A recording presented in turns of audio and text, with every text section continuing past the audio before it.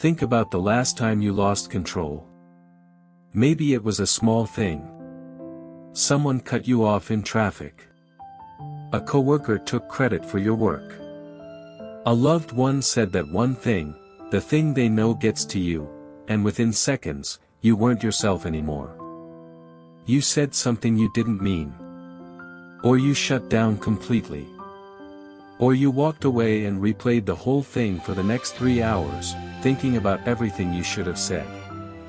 Sound familiar? Here's what nobody tells you: that moment, that split second where emotion takes the wheel, isn't a character flaw. It's not weakness. It's not just who you are. It's a skill gap. And skill gaps can be closed. We spend years in school learning history, mathematics, literature. But not once, does anyone sit us down and say, here's how your emotions work. Here's what to do when they overwhelm you. Here's how to feel deeply without letting those feelings destroy what matters most to you. So we figure it out on our own. Or we don't figure it out at all. Some of us learn to explode. To let every emotion out at full volume, full force, the moment it arrived. And we told ourselves that was honesty. That was authenticity. Some of us learned to go silent. To lock everything down, build walls, and call it strength. And we told ourselves that was control. But neither of those is actually working, is it? Because the person who explodes keeps damaging relationships they don't want to lose.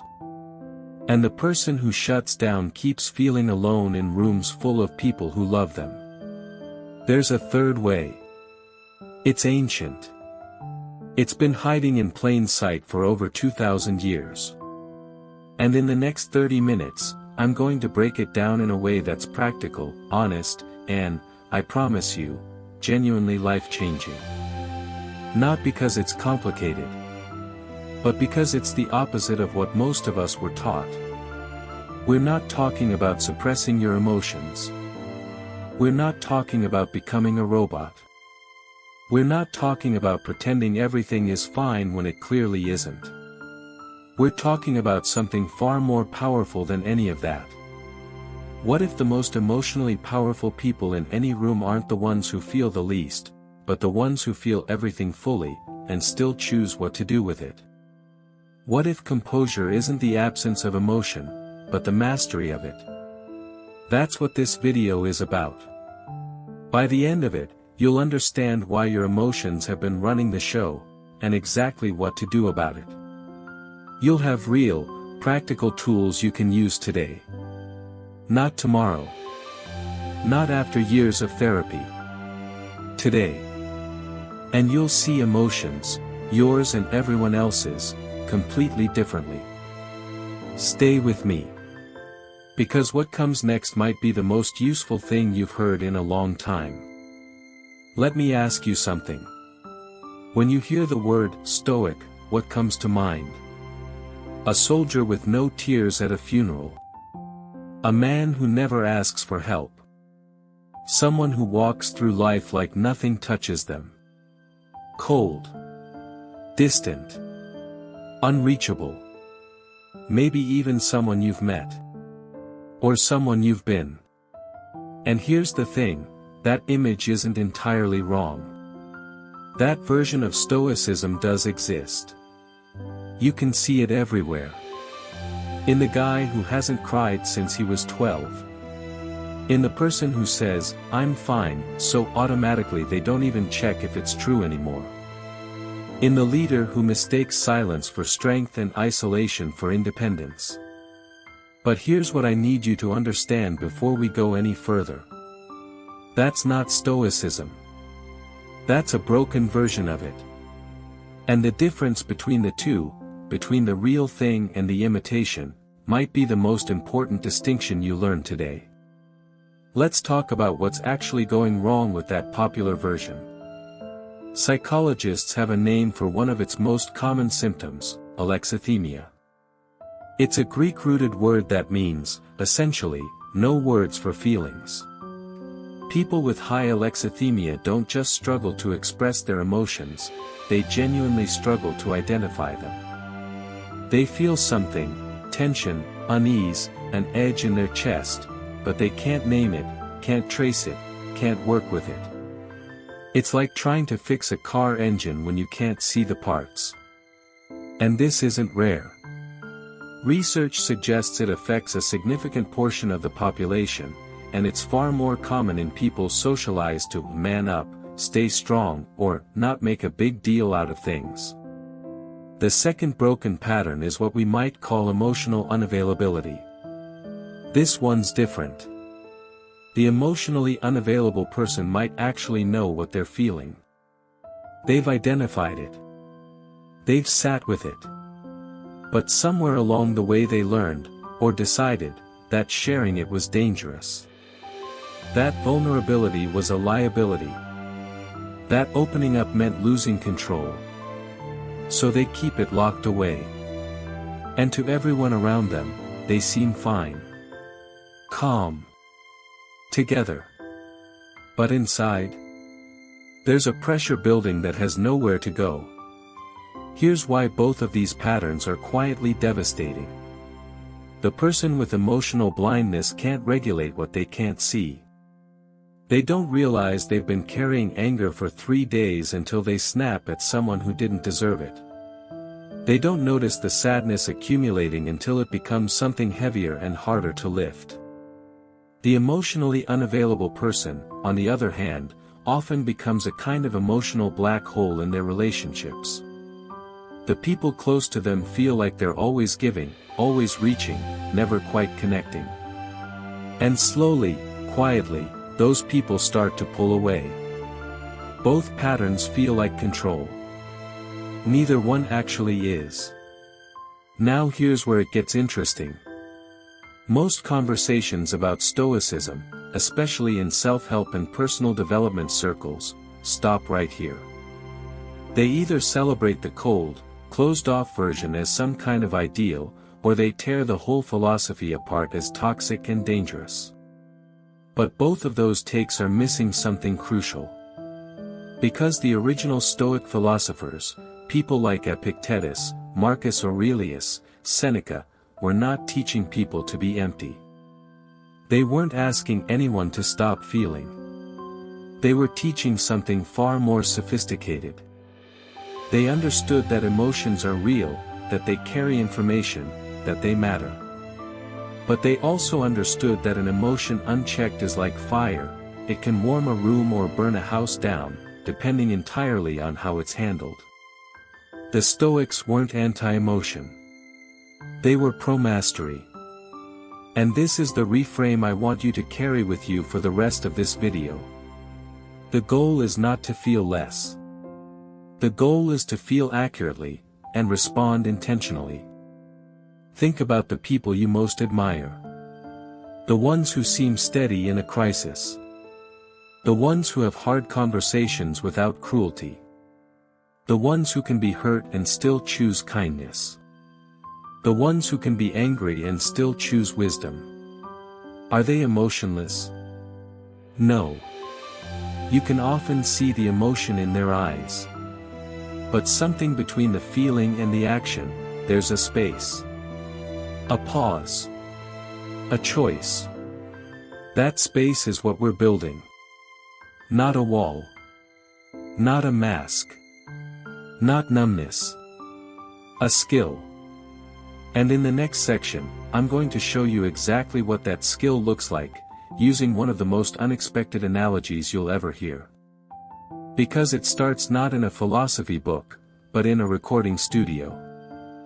I want you to imagine a recording studio. A full band is playing. Drums, bass, guitar, keyboards, vocals, all at once. Each instrument has its own volume, its own intensity, its own emotional energy. And when it all comes together perfectly, it sounds incredible. Rich. Full. Alive. But here's the problem. Every now and then, one instrument spikes. The drummer hits harder than usual. The guitarist leans into a note with everything he has. And suddenly that one moment, that one peak, is so loud, so intense, that it distorts everything around it. The whole recording suffers. Not just that one instrument. Everything. Sound engineers have a tool for this. It's called a compressor. A compressor doesn't silence the loud instrument. It doesn't cut it out of the mix. It simply brings the extreme peaks down, and in doing so, it creates something remarkable. Suddenly, you can hear everything. The quiet details that were being drowned out become audible. The whole band breathes together. The music becomes clearer, richer, more powerful, not despite the compression, but because of it. Now, what if your emotions worked exactly the same way? Here's what actually happens inside most of us on a difficult day. Something triggers you. Maybe it's big, a betrayal, a loss, a humiliation. Maybe it's small, a dismissive comment, a plan that falls apart, a moment of being ignored. And that emotion, let's say it's anger, or hurt, or anxiety, it spikes. It peaks. And just like that overloaded instrument in the studio, it starts to distort everything around it. Your thinking gets distorted. You can't access the calm, rational part of yourself anymore. Your words get distorted, you say things you don't mean, or you say them in a way that makes people stop listening. Your relationships get distorted, the people around you stop seeing you and start only seeing the spike. And the worst part? All the other things you're feeling, the love underneath the anger, the fear underneath the frustration, the genuine hurt that deserves to be heard, all of that gets completely buried. Drowned out by the one emotion that peaked too hard. Sound familiar? This is where the Stoic concept of what we might call emotional compression becomes one of the most practical tools you'll ever encounter. And I want to be very clear about what this is, and what it isn't. Emotional compression is not turning the amplifier off. That would be emotional unavailability, the person who never lets anything out, who seems permanently switched off, who you can never quite reach. That's not strength. That's just a different kind of distortion. Emotional compression is not pretending the spike didn't happen. That would be denial. And denial has a way of building pressure until something eventually breaks. Emotional compression is the decision, conscious, skilled, practiced, to manage the dynamic range of how you express what you feel. You still feel it. All of it. Fully. But you choose the volume. You choose the timing. You choose the clarity. Let me give you some real examples, because this is where it gets genuinely useful. Think about a boxer stepping into the ring. He's afraid. Of course he is. Any honest fighter will tell you that fear before a fight is not just normal, it's necessary. It keeps you sharp. It keeps you alive. The boxer who feels no fear is the boxer who gets knocked out because he stopped paying attention. But here's what separates a great boxer from an average one. The great boxer knows his fear. He respects it. He uses the information it gives him. And then, in the moment that matters, he doesn't let it show. Not because he's suppressing it, but because he understands that showing it hands power to his opponent.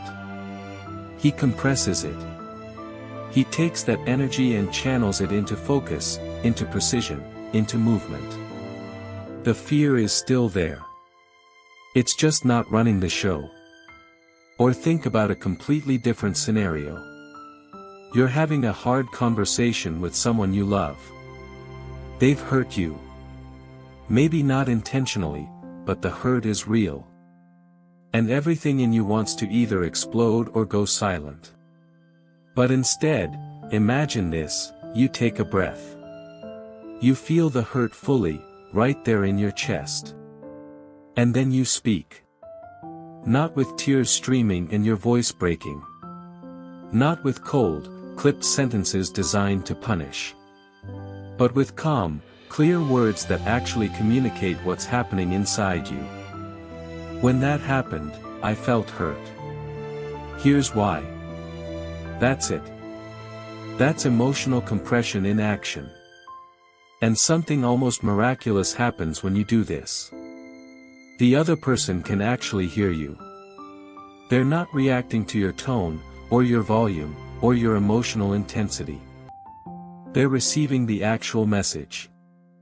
The actual truth of what you feel. Compression creates clarity. And clarity creates connection. Now here's the insight that most people miss completely. This isn't just about you. When you compress, when you manage your emotional dynamic range, you don't just communicate better. You actually change the emotional environment around you. We'll go deeper into the science of this in the next section. But for now, just sit with this idea. Every room you walk into has an emotional temperature. And you are always affecting it. Whether you intend to or not. Whether you realize it or not. The question isn't whether you're influencing the people around you emotionally. The question is, how? The most powerful people in any room are rarely the loudest ones. They're the ones who feel everything, and still choose clarity over chaos. They're the ones whose calm is not emptiness, but mastery. And that mastery? It's learnable. It's practicable. It's available to you, starting right now. But first, you need to understand just how contagious your emotions actually are. Because what comes next in this video might genuinely change how you see every interaction you've ever had. Let me paint you a picture. You walk into a room. Maybe it's your office. Maybe it's your kitchen at home. Maybe it's a family gathering you've been dreading all week. And the moment you step through that door, before a single word is spoken, you feel it. Something is off. The air feels heavy. People are a little too quiet. Movements are a little too careful. And within 30 seconds, without anyone telling you anything, your own body has started to tighten. Your mood has shifted. You've caught something invisible, something that was never put into words, and now it's inside you too. This isn't imagination. This isn't sensitivity. This is science. Researchers call it emotional contagion. And it is exactly what it sounds like. Emotions spread from person to person the way a virus spreads in a crowded room. Not through words. Not through deliberate communication. But through micro-expressions, tone of voice, body language, breathing patterns, signals so subtle that your brain picks them up and processes them before your conscious mind even knows what's happening. You've experienced this your entire life. You just didn't have a name for it. You felt the energy shift when an angry person walks into a calm room. You felt yourself relax in the presence of someone genuinely at peace. You felt your anxiety spike in a conversation with someone who was barely holding themselves together, even if they never said they were struggling. We are constantly, continuously, unconsciously broadcasting our emotional state to everyone around us. And they are receiving it. Every single time. But it goes even deeper than individual interactions. Psychologist Jennifer George researched something she called group affective tone, essentially, the collective emotional climate of a group of people. And what she found was striking. The emotional state of a group isn't just the average of everyone's individual moods. It has its own momentum. Its own gravity. One person's emotional intensity, especially if that person holds any kind of influence or authority in the group, can pull the entire group's emotional climate in a particular direction. Think about what this means in practice. One chronically anxious team member can make an entire office feel like it's always on the edge of a crisis, even when there is no crisis. One consistently calm leader can make a team feel capable of handling challenges that would overwhelm them under different emotional leadership. One person who walks into a family dinner carrying unprocessed anger can ruin an evening for 12 people who had nothing to do with whatever caused that anger. This is not about blame. This is about awareness. Because the same principle works in reverse. Here's the part that most people never consider.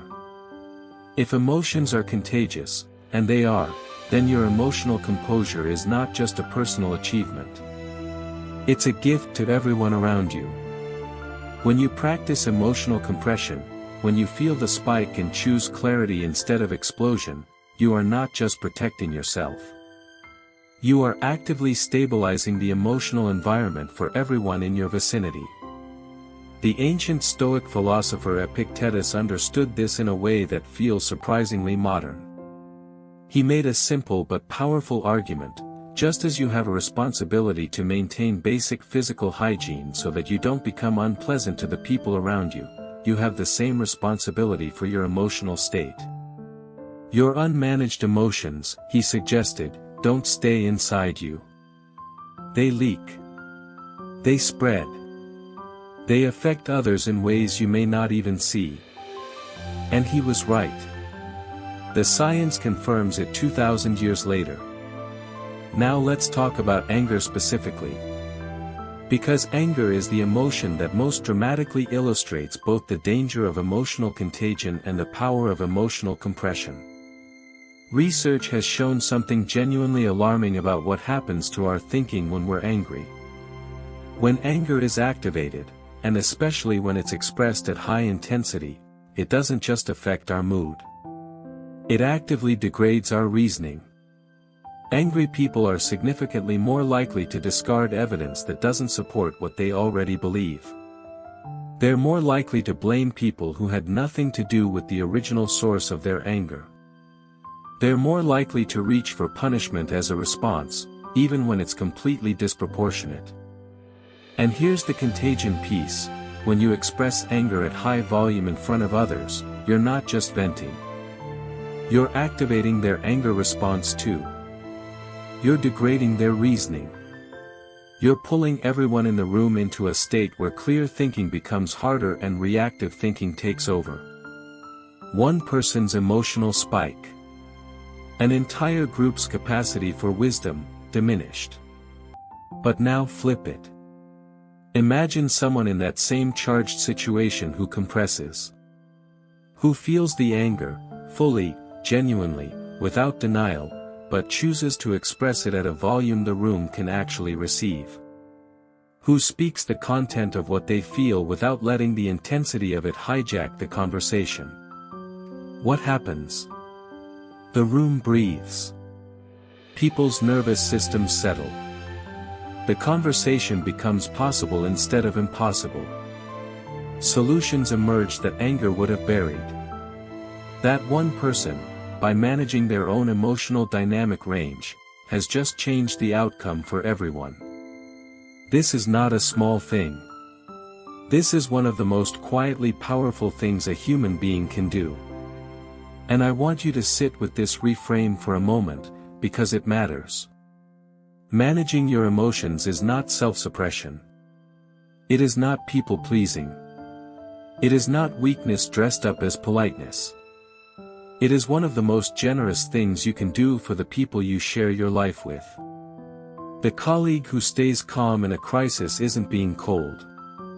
They're being kind, in the deepest, most practical sense of the word.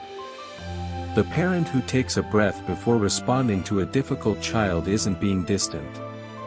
They're actively protecting that child from an emotional environment that would make everything harder. The friend who listens without projecting their own emotional intensity onto your problem isn't being detached. They're giving you something incredibly rare, a space where you can actually be heard. So the next time you feel that spike coming, and you will. We all do. Remember this. You are not just managing yourself. You are managing the room. You are managing the relationship.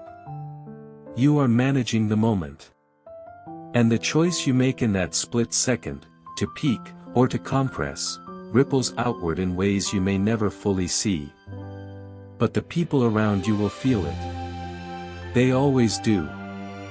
In the next section, we're going to talk about something that almost nobody acknowledges, the fact that this kind of emotional work is real labor. It takes real energy, real skill, real courage. And the reason so few people do it well, isn't that they're not capable. It's that nobody ever told them it was worth doing. I want to tell you about someone you probably know. Maybe it's a colleague. Maybe it's a friend.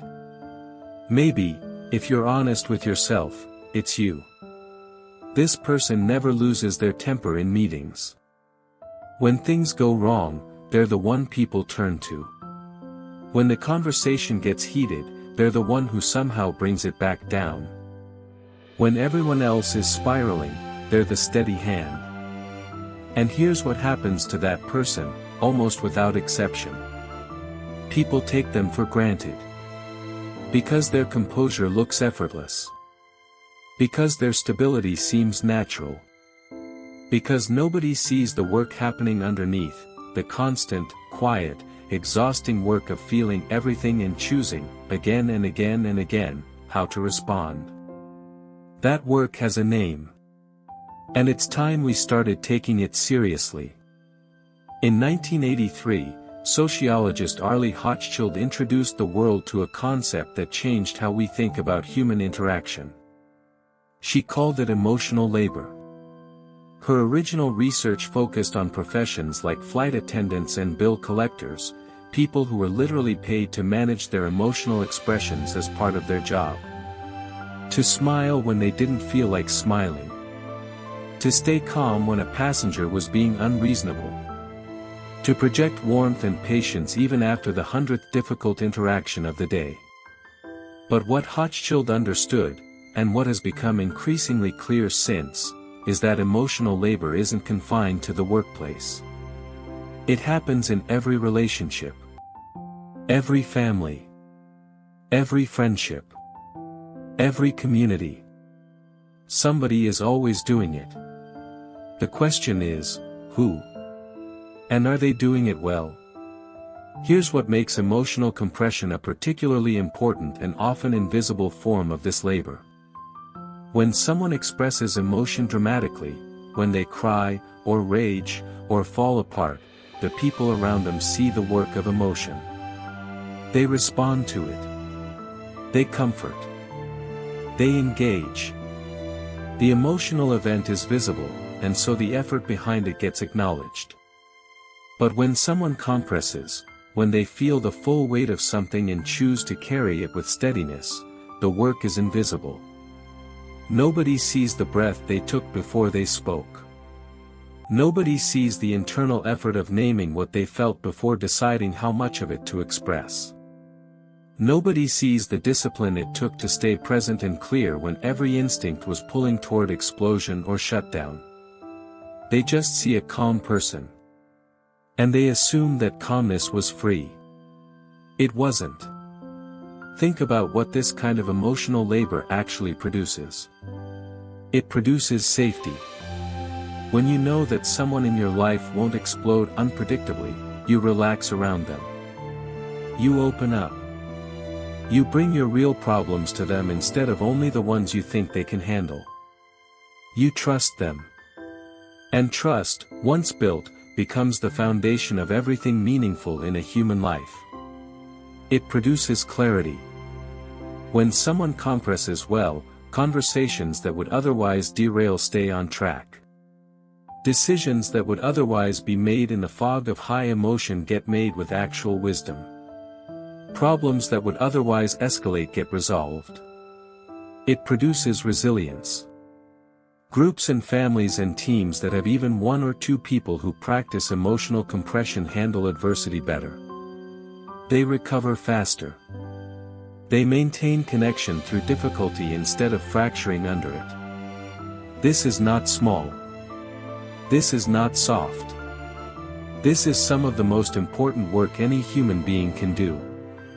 And yet, we live in a culture that has a complicated relationship with this kind of labor. On one hand, we celebrate emotional expressiveness. We valorize vulnerability. We tell people, rightly, that they shouldn't suppress their feelings, that they should open up, that emotional honesty is a sign of health and courage. And all of that is true. But somewhere in that conversation, we lost something important. We started to confuse emotional volume with emotional honesty. We started to assume that the person who expresses the most is the most authentic. That the person who holds steady is somehow less real, less feeling, less present. But think about the best conversations you've ever had. The ones where you felt truly heard. The ones where something shifted. The ones that actually changed something. Were they with the person who matched your emotional intensity and amplified it? Or were they with the person who stayed steady enough to hold space for everything you were feeling, without adding their own emotional noise to yours? Almost always, it's the second person. Because steadiness is not distance. Composure is not coldness. They are forms of profound, active, chosen care. Now here's something I really want you to hear. This kind of emotional labor, the quiet, invisible, disciplined work of compression, is not the same as suffering in silence. It is not martyrdom. It is not self-erasure. It is not the old, broken version of, be strong, that really just meant, pretend you're fine until you break. Done well, emotional compression includes knowing when and how to express what you feel. It includes finding the right moment, the right person, the right words. It includes being honest, fully, courageously honest, about your inner life. It just means that the expression is intentional. Chosen. Shaped by wisdom rather than driven by impulse. The difference between a river and a flood isn't the amount of water. It's whether the water has banks. And here's the most important thing I want to leave you with in this section. If you are someone who already does this, who already carries emotional steadiness as a daily practice, even imperfectly, I want you to know something. That work matters. Deeply. Even when no one names it. Even when no one thanks you for it. Even when it looks, from the outside, like you're simply fine. You are not simply fine. You are doing something rare and genuinely valuable. And if you're someone who wants to build this capacity, who recognizes that the way you've been managing your emotions isn't working, for you or for the people around you, then I have good news. This is a skill. Not a personality type. Not a genetic gift. Not something reserved for monks or philosophers or people who had unusually calm childhoods. A skill. Which means it can be learned. Practiced. Built. Strengthened over time. And that's exactly what we're going to talk about next. Because in the next section, we're going to get practical. Genuinely, specifically, usably practical. About how to actually develop this capacity, starting with tools so simple you can use them before this video is even over. Let's get practical. Because here's the thing about ancient philosophy. It's easy to find it beautiful in the abstract. Easy to nod along, feel inspired, maybe even feel a little changed, and then walk back into your actual life and have absolutely no idea what to do differently. That's not what we're doing here. Everything we've talked about so far, the compression concept, the contagion effect, the invisible labor of emotional steadiness, it all means nothing if you can't actually use it. Today. In the real moments of your real life. So let's build this. Practically. Step by step. First, and this is important, I need to address something that stops most people before they even start. They hear, develop emotional mastery, and they think it means years of therapy, or daily meditation retreats, or some fundamental personality transformation that will take a decade to complete. It doesn't. The brain is far more adaptable than most of us were ever taught to believe. There's a famous study on London taxi drivers that I find endlessly fascinating. To become a licensed cab driver in London, you have to memorize an almost incomprehensible amount of information, thousands of streets, landmarks, routes, all held in your head with no GPS. The training takes years. It's called the knowledge, and it's considered one of the most demanding memory tasks ever studied. What researchers discovered is that this intensive, sustained practice actually changed the physical structure of the drivers' brains. The region associated with spatial navigation, the hippocampus, was measurably larger in experienced cab drivers than in the general population. The brain changed. Not metaphorically. Physically. Now. What does this have to do with your emotions? Everything. Because emotional regulation is also a skill that lives in the brain. And skills that live in the brain can be developed through deliberate, consistent practice. The neural pathways that support composure, self-awareness, and intentional response can be built, and strengthened, just like any other capability. You are not stuck with the emotional patterns you have right now. That is not just motivational language. That is neuroscience. So let's talk about how to actually build this. 3 practices. Simple enough to start today. Powerful enough to change your life over time. Practice 1, the pause. This is the most fundamental tool in emotional compression, and the most underestimated. Here's what it looks like in its simplest form. Something happens. You feel the spike. And before you respond, before you speak, before you act, before you send the message, you take one conscious breath. Just one. That breath does something neurologically significant. It creates a tiny gap between stimulus and response. And in that gap, however small, your prefrontal cortex, the part of your brain responsible for reasoned thinking, has a chance to come back online. Without the pause, you're operating almost entirely from your emotional brain, fast, reactive, powerful, and completely indifferent to consequences. With the pause, you get a choice. Now, one breath sounds almost insultingly simple. And I understand that. But here's the thing, most people, in the moments that matter most, aren't doing it. They're responding before they've even fully registered what they're feeling. They're already talking, or already shutting down, before the pause could happen. Start with one breath. In difficult conversations, give yourself permission to say, "Let me think about that for a moment," before responding. In written communication, emails, messages, write the response, then wait. Read it again.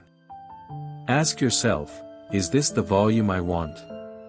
Is this the clarity I want? The pause is not delay. It is not weakness. It is the space where wisdom lives. Practice 2, the emotional inventory. Remember alexithymia, the inability to identify your own emotions? This practice is the direct antidote. Before you express an emotion, and ideally before it peaks, get in the habit of naming it. Not just, "I'm upset." That's too vague to work with. Upset could mean, "I'm hurt because I feel unseen." Or "I'm afraid because something feels out of control." Or "I'm angry because a boundary was crossed." Or "I'm grieving something I haven't fully acknowledged yet." Each of those is a completely different emotional reality. Each one calls for a completely different response. And none of them can be addressed, by you or by anyone else, until they're accurately identified. The practice is simple. When you feel something rising, pause, there's that word again, and ask yourself 3 questions. What am I actually feeling right now? Where is this coming from? What does this feeling need? You don't have to answer these out loud. You don't have to share the answers with anyone. This is internal work. But it is transformative internal work, because it converts raw emotional energy into information you can actually use. Over time, this practice builds what researchers call emotional granularity, the ability to distinguish between subtle emotional states with precision. And people with high emotional granularity handle stress better, make better decisions, and report significantly higher levels of well-being. The simple act of naming what you feel, accurately, specifically, changes how you experience it. Practice 3, content over force.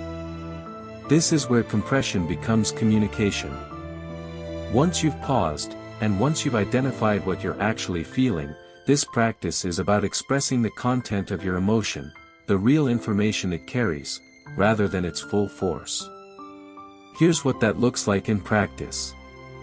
Instead of, "You never listen to me," which is high force, low content.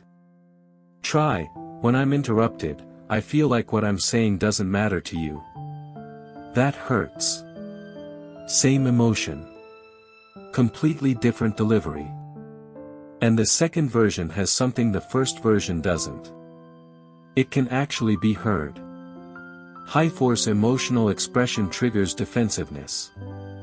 It activates the other person's emotional brain. It makes them focus on managing their own reaction rather than receiving yours. The message gets lost in the noise. Low-force, high-content expression does the opposite. It keeps the other person's reasoning mind engaged. It gives them something specific to respond to. It opens a door instead of slamming one. This takes practice. Especially in the moments when what you really want to do is let the full force out. But every time you choose content over force, 2 things happen: the other person hears you more clearly, and you feel more heard, because the response you get is actually to what you said, rather than to how loudly you said it. Now, beyond these 3 daily practices, there are deeper disciplines worth exploring. Ancient Stoic philosophers didn't just think about emotional mastery. They practiced it. Daily journaling. Evening reflection. Mental rehearsal of difficult scenarios before they happened. These weren't indulgences. They were training. Marcus Aurelius, one of the most powerful men in the ancient world, wrote private notes to himself every single day. Not for publication. Not for posterity. Just to keep himself honest. To check whether his responses that day had been chosen or merely reactive.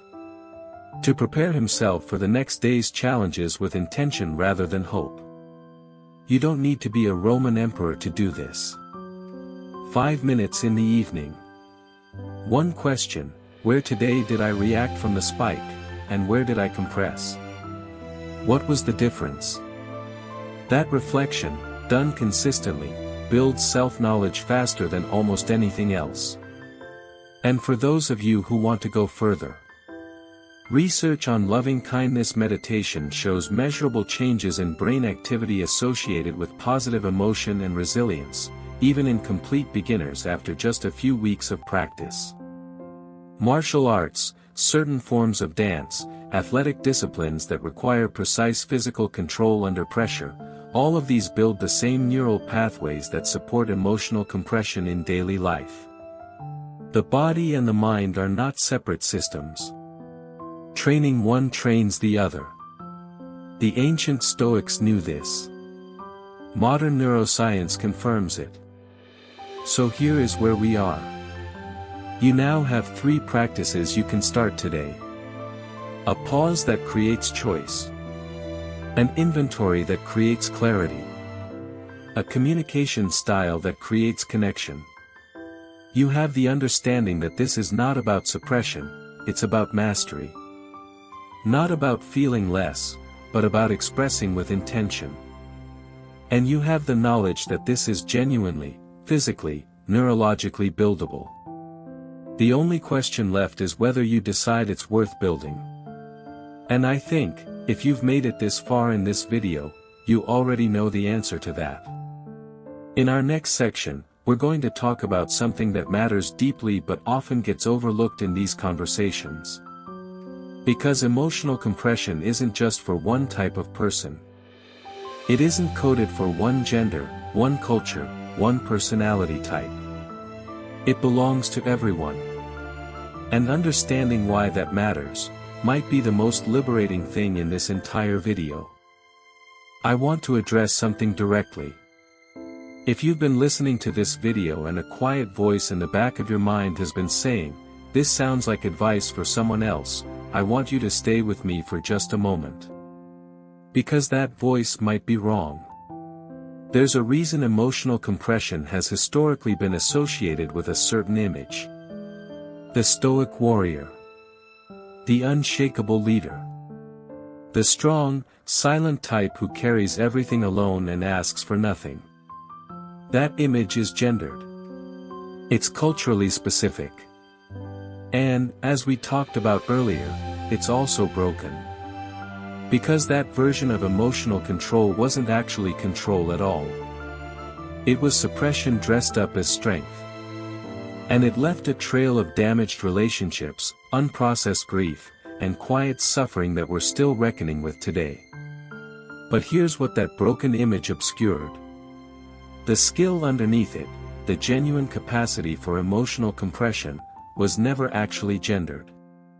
It was just distributed unfairly.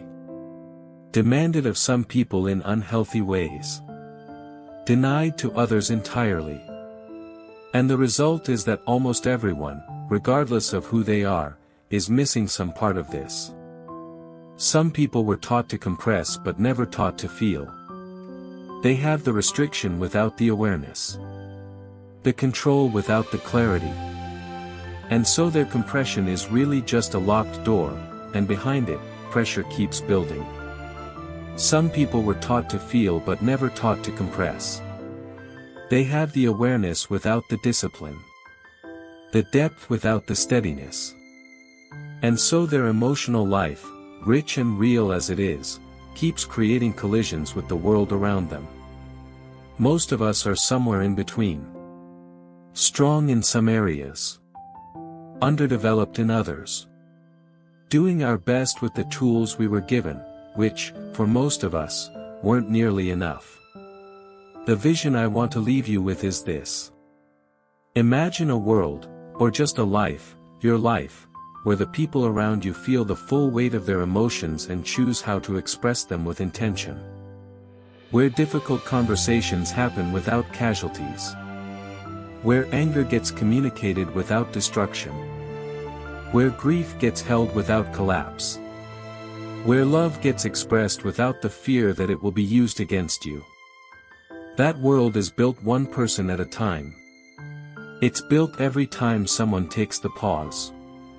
Every time someone does the inventory. Every time someone chooses content over force. It doesn't require perfection. It doesn't require a personality transplant.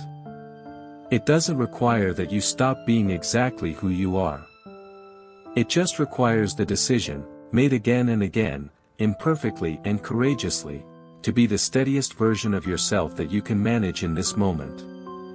Strength isn't loudness. It's precision. It's the choice, made in the hardest moments, to feel everything, and still show up with clarity. That choice is available to you. Right now. Whoever you are. Whatever your history. However many times you've gotten it wrong before. It's available to you. And in our final section, we're going to bring everything together. Because I want to leave you not just with ideas, not just with practices, but with a question so simple and so powerful that, if you sit with it honestly, it might be the beginning of everything changing. We've covered a lot of ground together. We started with a moment everyone knows, that split second where emotion takes the wheel and you become someone you don't quite recognize. We talked about why that happens. And more importantly, we talked about what to do about it. We dismantled the myth of Stoicism as coldness. We replaced it with something far more useful, the idea of emotional compression. Feeling everything fully. Expressing with intention. Creating clarity instead of chaos. We talked about the invisible labor of emotional steadiness. How it holds relationships together. How it stabilizes the rooms we walk into. How it is, quietly, one of the most generous things a human being can offer the people they share their life with. We talked about the science, the contagion, the neuroscience, the very real and very physical possibility of change. And we talked about 3 practices simple enough to start today. A pause. An inventory. Content over force. But I want to leave you with something beyond all of that. Because information, on its own, doesn't change lives. Practices, on their own, don't change lives. What changes lives is a moment of genuine recognition. A moment where something clicks, not just in your mind, but somewhere deeper. Where you see yourself clearly, maybe for the first time, and decide that you want something different. So I want to ask you something. And I want you to take it seriously. Not as a rhetorical question. Not as something to nod at and move past. But as something to actually sit with, today, tonight, this week. Which emotion has been running you? Not which emotion do you feel most often. Not which emotion you're most familiar with. But which emotion, when it arrives, takes the wheel away from you. Which one makes you say things you regret? Which one shuts you down when you most need to be present? Which one has quietly been shaping your decisions, your relationships, your life, without your full awareness or consent? Anger. Fear. The chronic, low-level anxiety that makes every uncertain moment feel like a threat. The grief you've been carrying so long it just feels like personality. The longing for connection that turns into withdrawal the moment connection feels close. Whatever it is, name it. Right now, if you can. Because naming it is the first act of compression. The first moment of choosing awareness over automaticity. The first step from being run by your emotions to working with them. Here is what I know about you, even though we've never met. You made it to the end of this video. Which means something in what we talked about today landed. Something resonated. Something felt true in a way that went beyond just interesting. That resonance is information. It's your own emotional intelligence telling you something worth listening to. You already have what you need to begin. Not to be perfect. Not to never spike again. Not to become some idealized version of a calm, composed, untouchable human being. Just to begin. To take the pause more often than you did yesterday. To name what you feel before you express it. To choose, in at least one conversation this week, content over force. That's it. That's the whole ask. Because here's the truth that I want to leave echoing in your mind long after this video ends. The most powerful thing in any room isn't the loudest voice. It isn't the most dramatic emotion. It isn't the person who feels the least, or the one who pretends to. It's the steadiest voice. The clearest signal. The person who feels everything, and still chooses how to show up. That person changes rooms. changes relationships, changes outcomes. And that person, with practice, with patience, with the willingness to begin imperfectly, can be you. If this video gave you something worth keeping, share it with someone who needs it. Leave a comment telling me which section hit hardest, or which emotion you're working with. I read every single one.